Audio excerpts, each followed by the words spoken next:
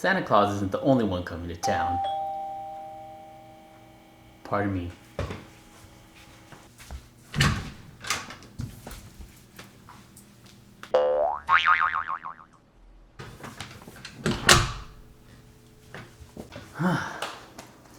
As I was saying, Santa Claus isn't the only one coming to town. Viruses and bugs tend to come their way as well when the weather gets colder. So, if all you want for Christmas is a healthy immune system, stick around because in this episode, I'm going to share the one essential thing you need to do to boost your immunity.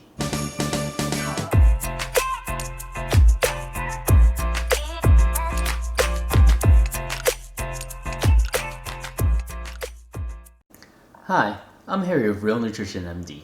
Regaining your health and managing disease doesn't always require medical intervention. The human body actually heals itself. We just need to put it in a position to do it. So what I like to do here is focus on realistic approaches that you can do right now to boost your quality of life through nutrition and other health strategies. And if that's the kind of stuff you're into, hit like, subscribe, spread the word. Let's begin. It seems like common knowledge that our susceptibility to disease and illness increases when the temperature decreases. Well, that's not exactly true that cold weather makes us sick.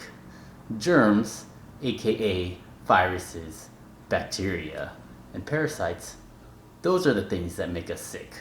But cold weather is synonymous for illness, mainly due to two factors.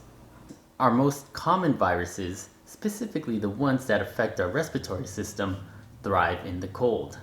They replicate better in temperatures that are slightly lower than our core body temp, which is 98.6 degrees. And that includes most strains of rhinoviruses, influenza viruses, and coronaviruses. Second of all, the winter season itself affects our immune response. Less sun means less production of vitamin D, which plays an essential role in immunity. Also, staying indoors increases our chances of prolonged exposure with anyone that may be ill. And cold weather decreases circulation by narrowing our blood vessels. And this most notably happens within our nasal cavity and in our lungs because of the direct exposure to cold air. Less circulation could prevent immune cells from getting to these specific areas. So what's the most important thing you can do to boost your immune system? Well, if you've been tuned into my channel for any length of time, you probably already know the answer. And it begins with your nutrition. I know, you want me to say that there's some magical superfood, a supplement, maybe even a treatment or procedure. There isn't. And besides, we don't want a strong immune system. What? Too much of an immune response is actually bad. Things like allergies, autoimmune diseases like lupus, rheumatoid arthritis, psoriasis, inflammatory bowel disease, type 1 diabetes. These are all examples of an immune system that's too strong, creating an overactive immune response. What we want is a balanced immune system. So let me familiarize you with nutrition and its connection to your gut and immunity. 70% of your immune system resides within our gut. So if the only thing you take care of is your diet, you'll receive a passing grade when it comes to improving your immune system. And your immune system depends on the makeup of the microorganisms that reside within your digestive tract. Consider your gut wall the main barrier that decides what your body absorbs from the outside world.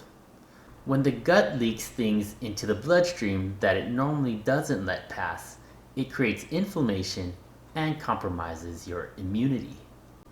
And basically all the things we associate with getting older, joint pain, brain fog, forgetfulness, depression, hormonal issues, feeling weak, getting sick easily, heartburn, anxiety, mood changes, don't just chalk it up to normal aging.